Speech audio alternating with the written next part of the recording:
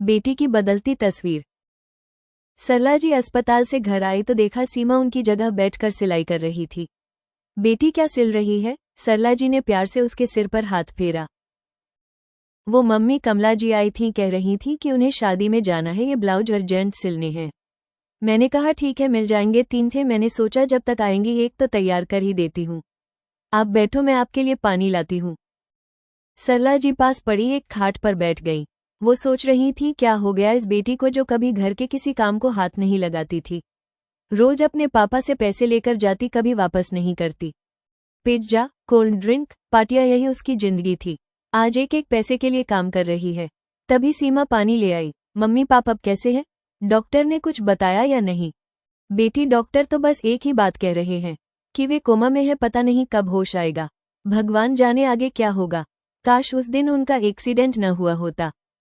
एक एक्सीडेंट ने हमारी सारी खुशियां छीन ली हैं। इस 1 साल में सारे रिश्तेदारों ने मुंह मोड़ लिया, सारे पैसे खत्म हो गए। अब क्या होगा? ये सुनकर सीमा के चेहरे पर एक उदासी सी छा गई। उसकी मम्मी दिन में पापा की देखभाल करती, रात को कपड़े सिलती थी। एक बड़े से घर को बेचकर वो लोग छोटे से किराए के मकान में आ गए थे। हर जगह कार से जाने वाली मेरी मम्मी आज बसों में धक्के खा रही है। पापा का सारा बिजनेस उनके पार्टनर ने हड़प लिया, उन्हें पता है आज नहीं तो कल वे नहीं रहेंगे। इधर रिश्तेदार इस डर से नहीं आते कि कहीं हमसे पैसा न मांग ले। कुछ देर सब सोचने के बाद उसने अपने आप को संभाला और मम्मी से बोली, मम्मी तुम चिंता मत करो, पापा ठीक होकर आएंगे तो सब ठीक कर देंगे, सब पहले जैसा हो जाएगा। और हाँ, एक बात आपको बताना भूल गई, यहीं पास ही में मुझे 2 बच्चे मिले हैं ट्यूशन के लिए, कल से दोपहर को उन्हें पढ़ा दिया करूंगी। ये सुनकर सरला जी के होठों पर फीकी हंसी आ गई। बेटी को डॉक्टर बनाने का सपना उसके पापा ने देखा था। आज वही बेटी अपना सपना भूलकर अपनी पढ़ाई छोड़कर अब ट्यूशन देने की बात कर रही है। जिंदगी में कब किसे क्या देखना पड़े ये किसी को पता नहीं होता। अगले दिन सरला जी अस्पताल पहुंची तो पता लगा रात को उनके पति ने दम तोड़ दिया है।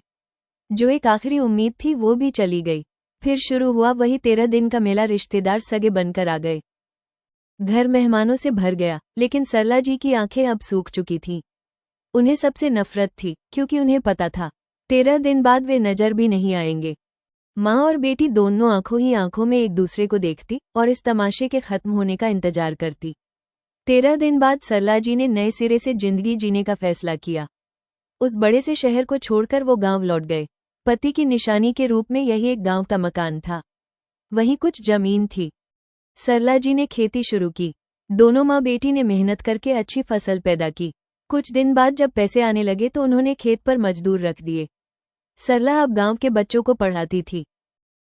कम खर्च में सुकून की जिंदगी बीत रही थी।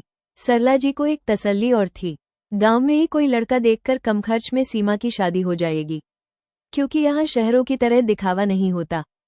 कभी हालात जिंदगी बदल देते हैं और कभी एक बेटी परिवार को। अगर यह कहानी आपके दिल तक पहुंची हो तो दिल लाइक जरूर करें, कमेंट में अपनी राय लिखें और ऐसी ही सच्ची कहानियों के लिए सनडल्स को सब्सक्राइब जरूर करें।